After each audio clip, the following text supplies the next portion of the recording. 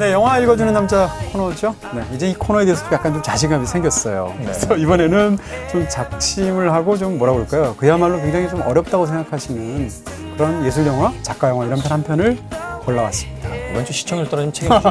네. 이번에 좀 코너 뒤로 좀 빼주세요. 네. 이번 주는 그럼 어떤 영화입니까? 네, 바로 토리노의 말이라는 작품인데요. 토리노의 말. 네, 작년에 본 최고의 영화였습니다. 와. 네.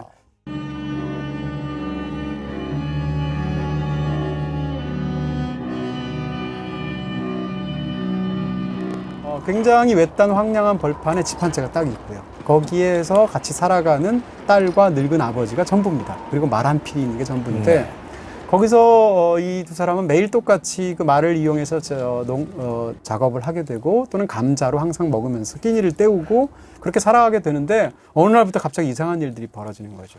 사실 이런저런 설명할 수 없는 아주 그렇습니다. 기묘한 일들이 벌어지기 시작하는데. 네, 집시들이 와서 막 뺑판을 친다거나 하나밖에 없는 우물이 완전히 말라버린다거나 그러면서 이제 벌어지는 일들을 다루고 있는데요. 그래봤자 이 영화의 스토리는 뭐 두 줄, 세 줄이 요약할 수 있을 정도로 거의 하나의 우화라고 보시는 게 좋을 것 같아요. 이 영화를 봤을 때의 딱 첫 느낌은 뭐였냐면 여전히 아직도 21세기에도 위대한 영화가 만들어지고 있구나.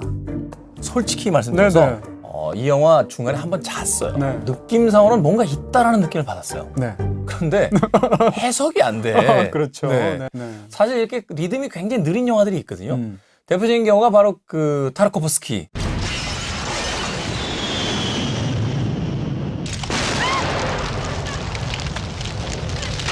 그렇습니다. 어떻게 보면 타르코프스키하고 비유가 되기도 하는데 타르코프스키는 사실 약간 유신론적인 배경, 기독교적인 배경이 있다면 이쪽은 무신론적인 배경이 있죠. 이 벨라타르란 감독을 소개하면 헝가리 감독인데 헝가리 감독. 이 영화가 10번째 영화인데 이 영화로 나는 은퇴하겠다고 은퇴 선언을 하고 지금 영화를 안 찍으세요. 10번째. 네, 딱 채우시고. 딱 채우신 겁니다. 무궁화 꽃이 피었습니다. 10개 딱. 네, 그렇죠. 그리고 이제 더 재밌는 건 벨라타르가 사실 영화 역사상 굉장히 유명한 작품이 있습니다. 사탄 탱고라는 작품인데 사탄 탱고. 이 영화는 영화도 너무 훌륭하지만 또 영화 외적인 이유로도 유명해요. 뭔가 하면 영화의 러닝타임이 7시간이 넘습니다.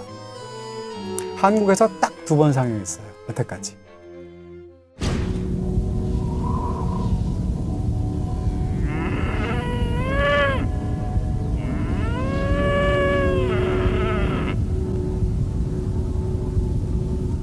사탄 탱고 보시게 되면 영화 초반에 이렇게 마을을 쫙 패닝하면서 천천히 보여주는데 소 한 마리 지나가는데 2분 걸리고 이런 식입니다. 네.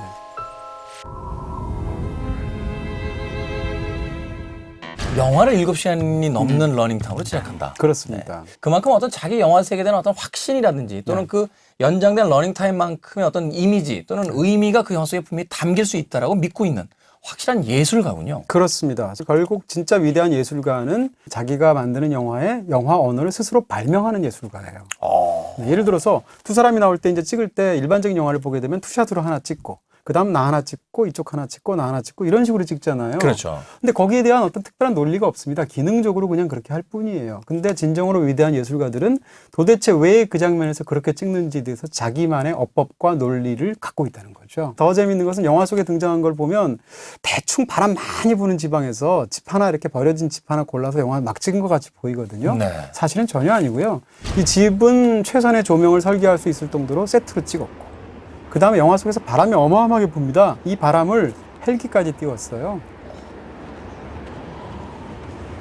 이 사람이 얼마나 완벽주의자냐. 영화를 이루는 최소의 단위를 쇼트라고 하죠. 그렇죠. 일반적으로 한 편의 영화가 대략 쇼트가 600개에서 1000개쯤 됩니다. 우리가 이제 인지를 못할 뿐이지. 근데 이 영화의 쇼트는 정확히 31개예요. 1일부터 5일까지는 쇼트가 각각 6개씩입니다. 그리고 마지막은 쇼트가 하나예요. 그 이유는 뭐냐? 6이라는 숫자가 서양의 이런 그 기독교 전통, 문화 전통 속에서는 인간을 뜻하는 숫자거든요. 네. 그러니까 이 영화에서 말하고자 하는 것은 결국 인간의 운명과 인간의 실존적인 상황을 말하는 거예요. 그거를 말하기 위해서 심지어는 관객들은 신경도 안 쓸 쇼트의 개수까지 맞췄다는 거죠. 사석에서는 별로 만나고 싶지 않아요. 무서울 것 같아요. 사람. I don't know why. 자, 그렇다면 영화 읽어주는 남자 그 3개의 장면으로 이 영화를 분석해 봅니다. 네. 그 첫 번째 장면부터 소개 좀 해주시죠. 네, 첫 번째 장면은 딱 한 장면은 아닌데 이 영화에 보면은 밥 먹는 장면이 5번 나옵니다.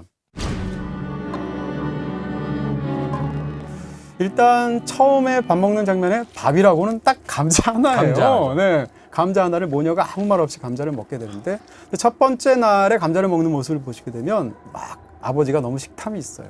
그래서 왕성하게 막 해가지고 허겁지겁 하나를 다 맛있게 드십니다. 네.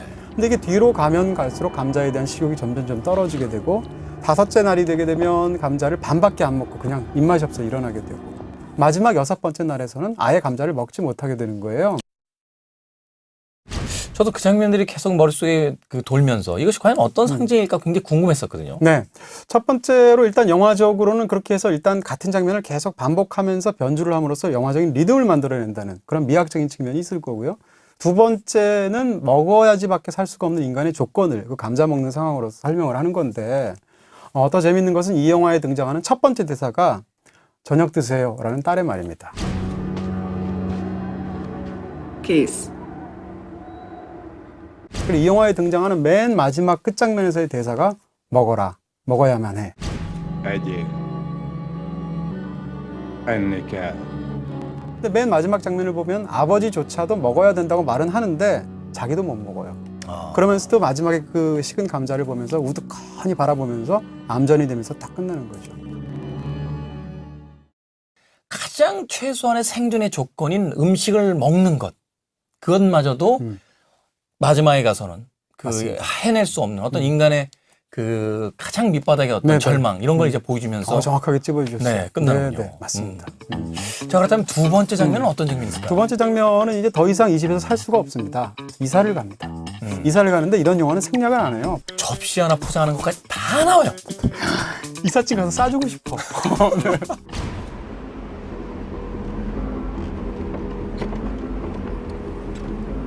이삿짐 싸가지고 떠나는 장면 그 다음 쇼트를 보게 되면 멀리 나옵니다. 정말 멀리 나무가 딱 하나 있는 그런 언덕 위로 이 달고지를 끌고 가죠. 그 달고지 너머에서 이 언덕 너머로 사라집니다. 근데 거기서 카메라가 움직이지 않고 그대로 보고 있어요. 그러다가 잠시 후에 시간이 되면 다시 돌아옵니다. 그리고 이번에는 똑같은 속도로 지금 다시 또 하나씩 다 푸르는 거죠.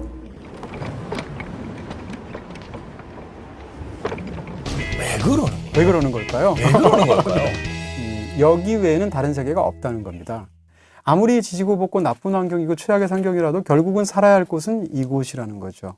그것이 오히려 더 절망적인 상황일 수 있다는 거죠. 재밌는 것은 이 장면의 마지막 장면이 이사가 다 끝나고 나서 안에 들어와서 딸이 그 창문을 통해서 바깥을 우두커니 보는 거를 밖에서 안으로 찍으면서 끝납니다. 이 창 자체가 뭐라고 그럴까요? 세상의 어떤 고립, 단절. 절망, 단절 이런 것들을 명확하게 보여주고 있다는 거죠. 그래서 마지막에 그 딸이 바깥을 보고 있는 장면을 보면 진짜 마음속에 굉장히 처연해지면서 바람 한 줄기가 싹 불고 가는 것 같은 그런 느낌이 들죠. 창이라는 것은 기능이 두 가지가 있어요. 하나는 안에서 밖을 볼 때, 그렇죠. 또 하나는 문을 열어서 공기를 환기시킬 때. 근데 이 영화에서는 앞에 기능은 계속 나옵니다. 영화 속에서 계속 바깥을 보거든요. 근데 한 번도 문은 열리지 않아요. 한 번도 외부의 공기를 들여오는 방법이 없어요. 사실 뭐 심리학이라든지 이 정신과 테스트 중에 그 네. 어린아이에게 이제 집 그림을 그린 뒤에 그 집을 어떻게 그렸는지를 가지고 지금 어떤 상황인지를 그 분석하는 테스트가 있다고 그쵸? 하는데 그런 의미에서 이 벨라타르가 보여주고 있는 이 집의 구조와 그 집에서의 어떤 창문이 상징하는 바는 바로 그의 어떤 전적인 세상을 향한 태도예요. 그렇죠. 또는 해석 뭐 이것을 담아내고 있다고 볼 수 있겠군요. 그렇습니다. 자, 마지막으로 고른 장면은 다섯 번째 날에 불이 꺼지는 장면입니다. 근데 이 사람이 무신론자임에도 불구하고 창세기를 정반대로 뒤집어서 만들었어요. 성경에 나오는 창세기를 보면 1일부터 6일까지 하나씩 신이 세상을 창조하죠. 그렇죠. 네. 빛부터 창조가 돼서 그렇습니다. 결국은 신이 인간까지 만드는. 인간을 만들고 쉬는 것까지. 그렇습니다. 여기선 반대로 인간이 먼저 나오고 맨 마지막에 빛이 꺼지면서 영화가 끝납니다.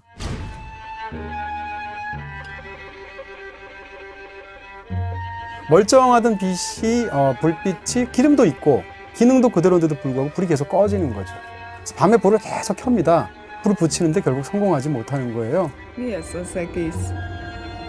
Nem tudom. Feküdjünk le. 이게 이제 인간의 실존적인 조건이라는 겁니다. 도대체 왜 이런 비극과 이런 비참한 일들이 나한테 일어나는지 모르죠. 모르죠. 그렇지만 다음날 일어나서 그 짓을 또 할 수밖에 없는 인간의 운명 같은 것들을 보여주게 되는 건데 정말 벨라타르 말고 누가 또 영화를 이렇게 만들까 싶은 생각까지 들어요. 어쩌면 그 한 위대한 예술 감독이 세상에는 더 이상 구원이 없다라고 단정 지음으로써 네네. 새로운 구원을 찾기 위한 우리의 어떤 발버둥을 또 요구하고 있는 것은 아닐지 벨라타리의 토리노의 말이었습니다. 아, 자, 뿌듯하네요. 이 영화까지 하다니. 네, 다음 주도 기대해 주세요. 자, 어떠셨습니까? 오늘도 여러분들께 재미있고 의미 있는 영화 그리고 또 그 안에 숨겨진 이야기들을 전달해 드리기 위해서 최선을 다했는데 네, 저희가 뭐 최선을 다해서 했고 또 즐기면서 했으니까 아마 좋아하시지 않았을까 싶어요. 자, 금요일 밤엔 어디 가지 마십시오. 다음 주 금요일 밤 1시에 더 돌아옵니다. 고맙습니다. 감사합니다.